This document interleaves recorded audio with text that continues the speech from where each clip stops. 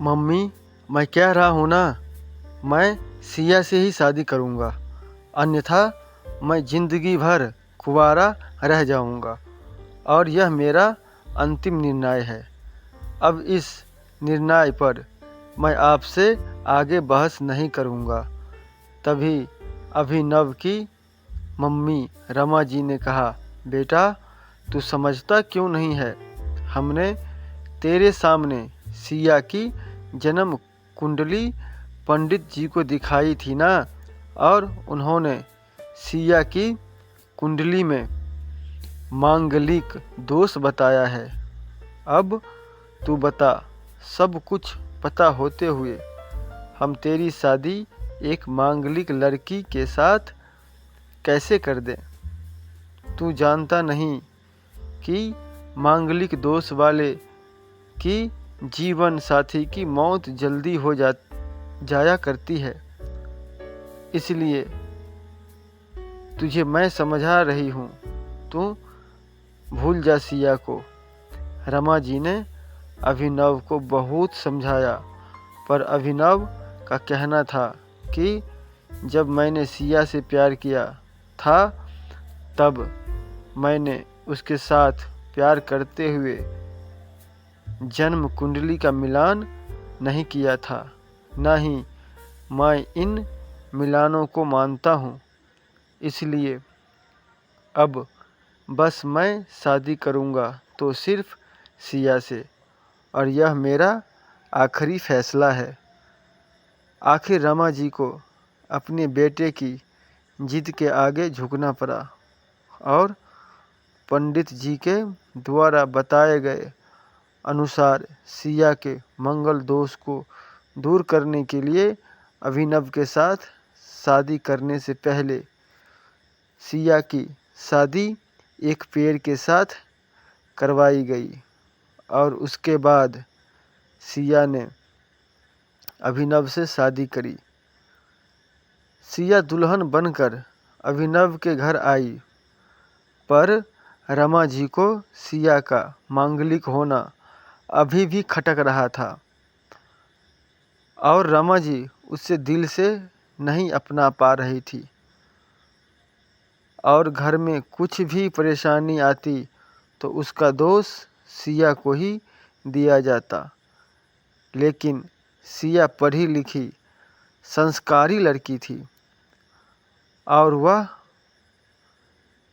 अपनी सासू माँ से मिले इन बेवजह आरोपों को अपने दिल से नहीं लगाती थी, और ऐसे ही ससुराल में उसके दिन कट रहे थे।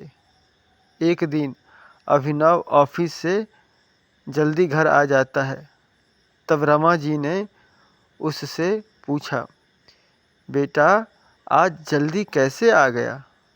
तब उसने बताया, माँ, आज सुबह से ही सिर दर्द और बहुत कमज़ोरी आ रही है, इसलिए ऑफिस में काम करने की हिम्मत नहीं हुई मेरी। तब रमा जी ने कहा, चल बेटा, जल्दी कर, हमें डॉक्टर के पास चलना चाहिए। तब अभिनव और रमा जी डॉक्टर को दिखाने गए। डॉक्टर को दिखाने के बाद मालूम पड़ा कि अभिनव को पीलिया हो गया है, और दोनों जैसे ही घर लौटे, रमा जी ने घर को सिर पर उठा लिया और कहने लगी, जब से यह लड़की हमारे घर में आई है, तब से हमारे घर में परेशानी और बीमारियां भी साथ साथ लेकर आई है। इसके कदम ही अशुभ हैं। अब देखो, इसका मांगलिक दोष हमारे बेटे पर भी असर करने लगा है। कल को अगर मेरी बेटी को भी कुछ हो गया तो कौन जिम्मेदार होगा? तभी सिया ने कहा, मम्मी जी, प्लीज़, कितना नीचा दिखाएंगी मुझे? आप तक चुप रही, आज तक चुप रही, क्योंकि पापा ने यही सिखाया था कि बड़ों के आगे ससुराल में जवाब मत देना। पर आज तो आपने हद ही कर दी है। अगर मैं आज नहीं बोली तो ज़िंदगी भर खुद को माफ़ नहीं कर पाऊंगी। मम्मी जी, अगर आप पंडित जी पर भरोसा नहीं करती थी तो उनके कहे अनुसार आपने सारी मांगलिक दोष निवारण की विधि क्यों करवाई? क्यों पहले आपने मेरी पेट से शादी करवाई? दोष मेरा मांगलिक होना नहीं है, बल्कि दोष तो मेरा आपकी बहू होना है। क्योंकि घर में जाने अनजाने में कुछ भी परेशानी आती है, उसको आप मुझसे जोड़ देती हैं। और जब कोई सास अपनी बहू से सिर्फ नफरत कर रही होती है, तब यह बहू दोष बेटे बहू को नहीं, पूरे परिवार को परेशानी में डाल देता है। और इस बहू दोष से मुक्ति भी सिर्फ सास ही दिलवा सकती है। बहू को अपनी बहू माने, उसे दिल से अपनाए, उसे भी सम्मान दे और यह महसूस कराए कि वह भी इस परिवार का सदस्य है। नहीं तो बहू दोष मांगलिक दोष से भी ज़्यादा पीड़ादायक हो जाता है। सिया की कही हुई बातें रमा जी के दिल को झकझोर रही थी और उन्हें मन ही मन पश्चाताप भी हो रहा था। उस समय उन्होंने सिया को कुछ भी नहीं कहा। थोड़े दिन बाद अभिनव बिल्कुल ठीक हो गया और ऑफिस जाने लगा और 1 महीने बाद अभिनव की सैलरी भी बढ़ गई। तब उसने घर आकर इसका श्रेय सिया को दिया तो रमा जी बोली, हाँ सही है बेटा, तू तो सारा श्रेय बहू को ही देगा। तेरी माँ का आशीर्वाद भी तो तेरी प्रगति के पीछे रहता है तेरे साथ। तू तो मुझे श्रेय देना भूल ही गया।